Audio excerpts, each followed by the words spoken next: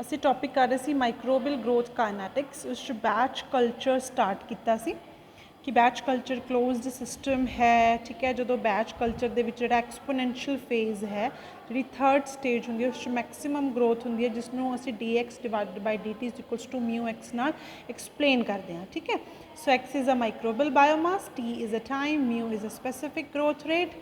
Then असी इस integration की फिर उसका लॉगरिदम किया जो लास्ट साड़ी वीडियो है माइक्रोबियल ग्रोथ काइनेटिक्स 1 की उस असी इत्थे तक एक्सप्लेन किया राइट।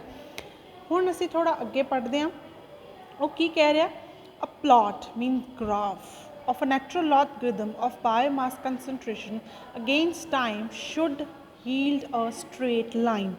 कहते जदों असी प्लॉट बना के देखा बायोमास कंसनट्रेशन का टाइम के अगेंस्ट बायोमास कंसनट्रेशन का टाइम के अगेंस्ट दैन उत्थे स्ट्रेट लाइन आ रही है तो जी स्लोप है वो इक्वल टू म्यू होंगी है।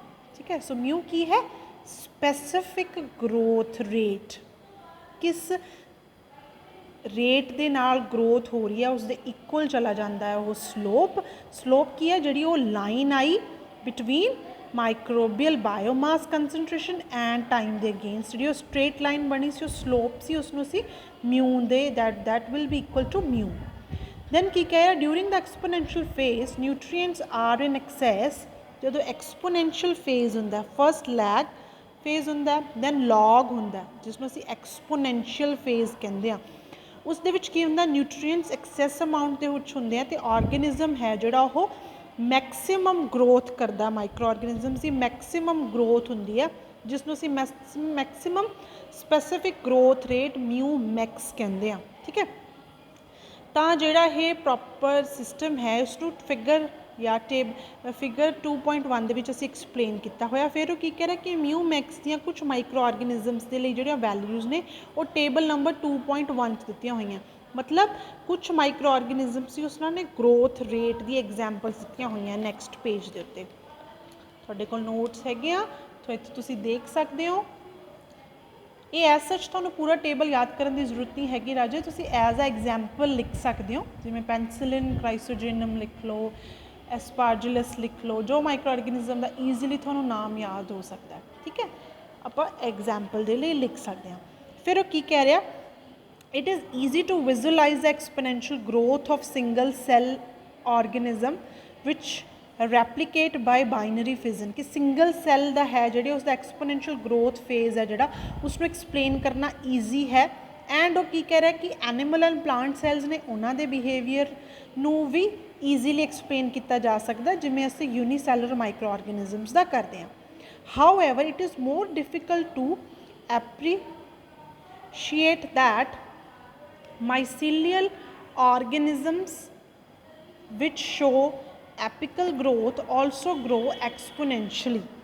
फिर वो की कह रहा है कि देखो जिमें असी माइक्रोबियल बायोमास की अगर गल करिए जिसनों असी एक्स ना डोनेट किया इक्वेशन से d x divided by d t is equals to mu x. जो माइक्रोबियल बायोमास की गल हुई तो ये इक्वेशन आई कह रहा है कि इस इक्वेशन के अकॉर्डिंगली की है कि एक्सपोनेंशियल ग्रोथ फेज दे विच मैक्सीमम ग्रोथ होएगी स्ट्रेट लाइन आएगी जो असी ग्राफ या प्लॉट बना के देखांगे। फिर वो की कह रहा है कि जो हाइफल लेंथ या growing tips A stands for number of growing tips H stands for hyphal length कि जो माइसीलियल ऑर्गेनिजम्स की ग्रोथ होंगी है जिसनों असी बेसिकली हाइफल लेंथ या ए नंबर ऑफ ग्रोइंग टिप्स के नाल एक्सप्लेन करते हैं की कह रहे कि दैन भी सेम ही होंगी है। हाँ जी, दैन उन्होंने की करा देखा चैक किया माइसीलियल माइक्रो ऑर्गेनिजम्स के विच हाइफल लेंथ के अकॉर्डिंगली ग्रोथ देखी माइक्रो ऑर्गेनिजम्स की जो माइसीलियल ऑर्गेनिजम से एंड ग्रोइंग टिप्स का देखा। दैन उस तो भी यह प्रूव हो गया कि ग्रोथ या माइक्रो ऑर्गेनिजम्स है इधर ये आर यूनीसैलुलर इन नेचर और माइसीलियल इन ऑर्गेनिजम्स उन्होंने जी ग्रोथ है वो यूनीफॉर्मिटी विच ही होएगी। ठीक है, फस्ट जिसका फिलामेंटस फंगाई है। ठीक है, जिते विच ग्रोइंग टिप्स आते हैं फंगस की ग्रोथ है या माइसीलियम की ग्रोथ है सब दे विच जिवें कह रहा है कि वॉल्यूम ऑफ हाइपल ग्रोथ है सारिਆਂ ਦੇ ਵਿੱਚ ਜਿਹੜੀ ग्रोथ है वो सेम ही होएगी कि जिमें जिमें बायोमास जिन्ना उदा ही जिमें बायोमास इनक्रीज़ हो रहा है with time same hyphal length या ਮਾਈਸੀਲੀਅਲ ਆਰਗੇਨਿਜ਼ਮਸ ਹੈ ਉਹਨਾਂ ਵਿੱਚ ਵੀ ਸੇਮ ਉਸੀ ਸਪੀਡ ਦੇ ਨਾਲ ਮਾਈਕਰੋ ਆਰਗੇਨਿਜ਼ਮ ਦੀ ਜਿਹੜੀ ਗਰੋਥ ਹੈ ਉਹ ਸ਼ੋ ਹੋਏਗੀ। ਠੀਕ ਹੈ, ਉਸ ਤੋਂ ਬਾਅਦ ਉਹ ਕੀ ਕਹਿ ਰਿਹਾ, देखो उन्होंने लिखता थे rate of increase in hyphal mass total length and number of tips is dictated by the specific growth rate. जिमें स्पैसिफिक ग्रोथ रेट हुई सी पिछे सेम उसके और नाल ही असीं उसनूं एक्सप्लेन करोगे। बस इत्थे एक्स की जगह एच आ गया, इत्थे ए आ गया, A is for growing tips, H is for hyphal length. राजे इस टॉपिक नूं जदों तुसीं डाउनलोड करके बुक नूं फोटो कॉपी करवा लोगे नोट्स दे, दैन पढ़ लिओ, जे कोई दिक्कत आई तो मैनूं दस दिओ। ठीक है, एंड जिहड़ा ये माइक्रोबियल ग्रोथ काइनैटिक्स वाला चैप्टर है तकरीबन तुहानूं सारा ही करना पैना। ठीक है, दैन आ रहा इन सबमर्ज्ड कल्चर, शेक फ्लास्क और fermenter, a mycelial organism may grow as dispersed hyphal fragments or pellets. Thus the growth of pellet will be exponential until the density of pellet results in diffusion limitations. Under such limitations, the central biomass of pellet will not receive a supply of nutrients, nor will potentially toxic products diffuse out. Thus, the growth of pellets proceed from outer shell of biomass, which is the actively growing zone, and was described by this scientist spirit as m raised to power 1 by 3 is equals to kt plus m naught 1 by 3. M and m naught are mycelial mass at 0 time and t time respectively. Thus, the plot of cube root of mycelial mass against the time will give a straight line, the slope of which will equals to k. देखो जो कह रहा है कि single cell की असी गल करते हैं दैन साढ़े कोल आंदा d x divided by d t is equals to mu x.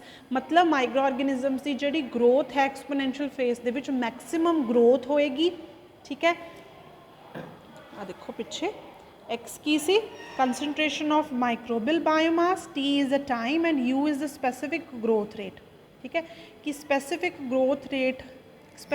Growth होएगी after time interval of t microbial biomass जो यूनीसैलुलर माइक्रो ऑर्गेनिजम सी। ठीक है, फिर ओके जो माइसीलियल सैल्स की सी या फंगस सैल की गल कर रहे हैं, सेम प्लॉट आ रहा जिस की है स्ट्रेट लाइन बनेगी। इस साइड असी मास लिखांगे बायोमास, दूसरी साइड टाइम होएगा तो स्लोप बनेगी स्ट्रेट लाइन।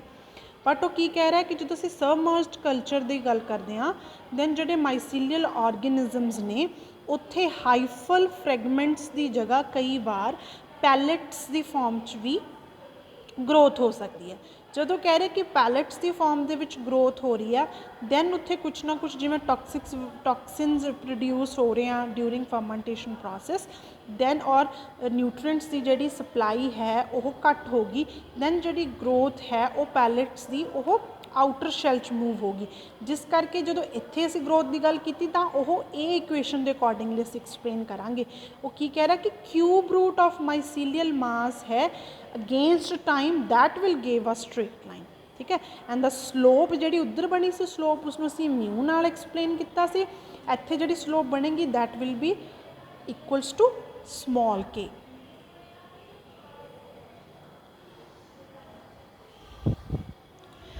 फिर वो की कह रहे हैं it is possible for new pallet to be generated by the fermentation of old pallets and thus the behavior of pelleted culture may be intermediate between exponential and cube root growth. ठीक है, फिर कह रहा है कि whether the organism is unicellular or mycelial, the foregoing equation predicts that the growth will continue indefinitely. However, the growth result in consumption of nutrients and exertion of microbial product events which influence the growth of organism. Thus, after a certain time of growth, rate of culture decreases until growth ceases.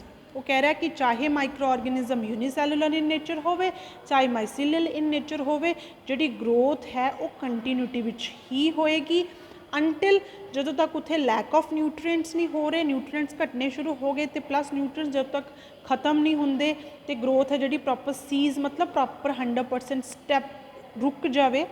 ठीक है, उदों तक continuity दे विच straight growth है जी वो होती रहेगी। Okay, उस तो बाद उसने की किया nature of limitation of growth may be exploited by growing the organism in the presence of a range of substrate concentration। फिर उसने की किया, हुण इसनूं प्रॉपर होर चंगी तरह इलैबोरेट किया कि किमें biomass concentration at stationary phase against initial substrate concentration किमें एक्चुअल ग्रोथ होंदी है। कह रहा असीं इसनूं एक्सप्लेन करांगे, इस चीज़ नूं असीं बायोमास टोटल बायोमास प्रोड्यूस जिन्ना हो रहा that is X, that will equals to Y into SR minus S। Y is the yield factor, SR is initial substrate concentration and S is residual substrate concentration।